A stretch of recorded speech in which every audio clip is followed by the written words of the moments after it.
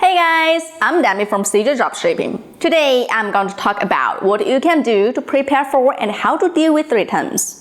We all know how important customer service is to dropshipping business, and after-sales service takes a great proportion.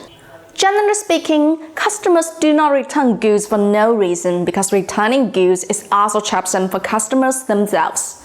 There must be something the customer is not satisfied with, so he wants to return the goods regardless of the trouble. If you handle it properly, you are probably to win loyal customers to your business. Dealing with returns could be pretty tricky for beginners. Here are some tips for you to make things easier.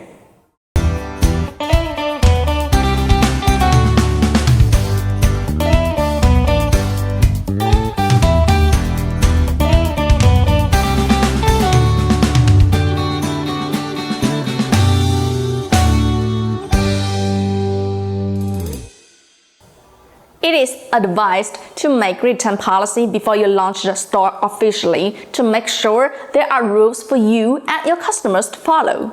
You'd better have an overall understanding of your supplier's return policy before you start dropshipping. If your dropshipping business has already started, then you'd better check if there are any differences in the supplier's policy and update your store's return policy accordingly. When working with suppliers, you'd better be familiar with their return policy because each supplier's policy is different. Dropshipping is a business model that suppliers ship goods directly to customers, so their policies will directly impact your policies. In general, there are 5 points you should make sure. Number 1, will the supplier charge for the returns? If yes, how much? Number 2, returns are accepted within how many days after sold? Number 3, will you or your customers pay for extra shipping fees? Number 4, does the supplier accept returns for orders placed by mistake, for example, wrong size as for t-shirt? Number 5, what are the returns and exchanges flow? If you have many suppliers, then you have to make a full understanding of their return policy one by one. For CJ's return policy, you can find it on the bottom navigation bar on CJdropshipping.com.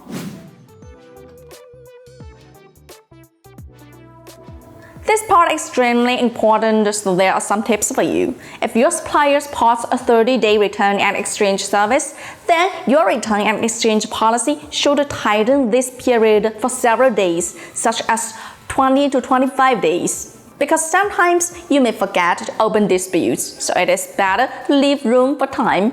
If you have a lot of suppliers, try to include all supplier policies in your return policy. For example, if your t-shirt supplier supports a 20-day return and exchange service, the mobile phone case supplier only provides a 14-day return and exchange service. You can set different return and exchange deadlines according to different products in the return and exchange policy, or just combine them into one and set the return and exchange deadline to 10 to 12 days.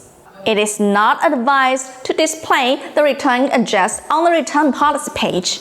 Lead customers to contact you and then give the address depending on the situation. The tracking number should be provided, otherwise it will not be accepted. This must be clearly written in the return policy, telling the customer that you will not accept the return of goods without a tracking number.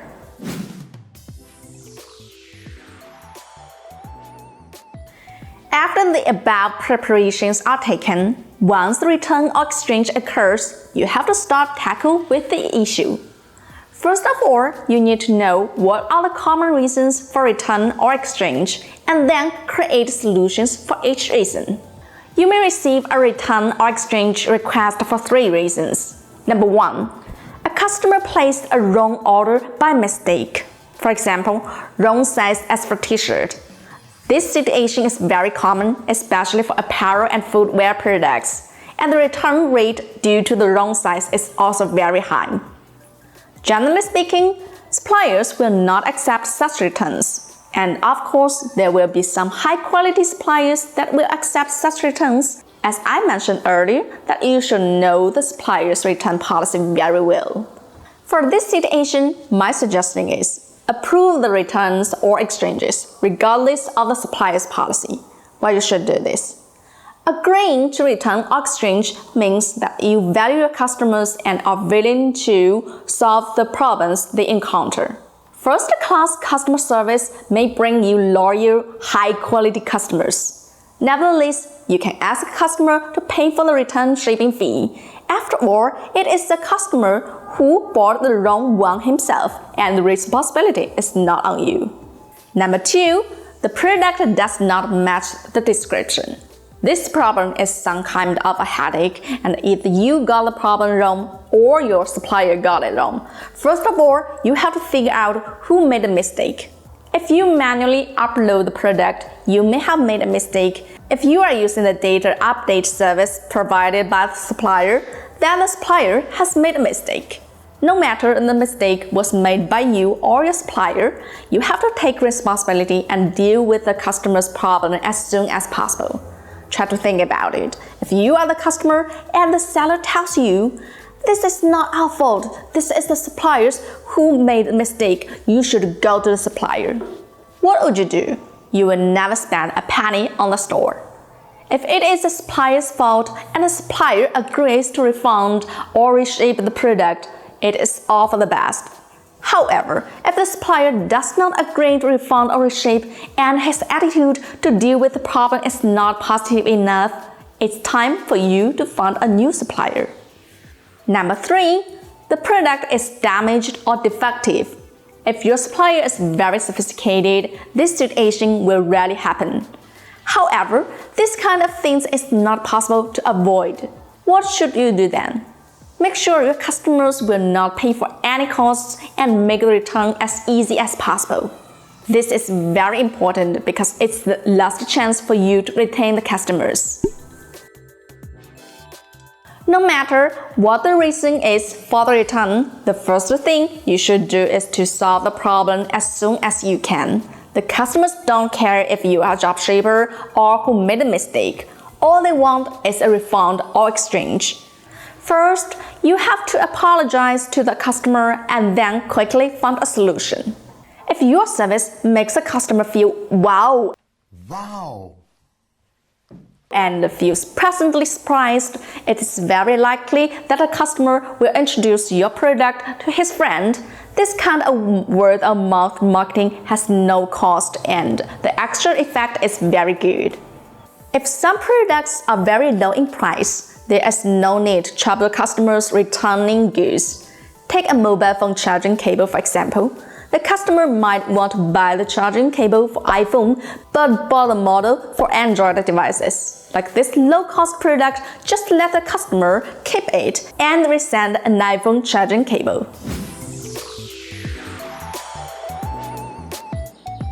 If you are processing returns for the first time, you may not know what the specific process is like. Generally speaking, the returns or exchanges flow include 4 steps. Step 1. The customer submits a return or exchange request. What you have to do is determine the reason for the return or exchange and contact the relative supplier to obtain the return authorization code or the return link. No matter who is responsible for the return, it is better to apologize to the customer and tell the customer your solution. Step 2. Supplier approves the return. If the customer returns directly to the supplier, you will give the customer the return address and return authorization code or return link. And do not forget to remind your customer to post the tracking number. Step 3. You or the supplier receive the package. If you receive the package, check whether the product is damaged or not and take a picture to see if the state of the package does match what you saw after the supplier receives. And then send it to the supplier. If the supplier receives the package, keep in touch with the supplier, follow up on the check of the package, and then let the supplier refund you or let the supplier reship to your customer if your customer requests. Step 4. The customer receives a new package or you receive a refund. Send an email to the customer to ensure that the package reaches the customer successfully. If the customer does not want to exchange the product and wants a refund, Then you will refund the customer and then send an email to the customer to ensure that the customer receives the refund. Once returns or refunds occur, don't worry because it is quite normal. Besides, this may be a chance to provide surprise services to customers. Customers may not remember what you have bought in your store, but if there is a return or refund and you are positive to provide the most thoughtful and nice service to the customer in the shortest time, the customer may remember you. That's how customer service counts on a successful business. That's all for today's video. Hope you guys love it.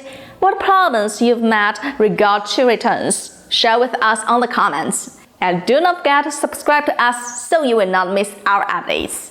Like the like and we will make it better. Thanks so much for watching. See you soon at the next videos.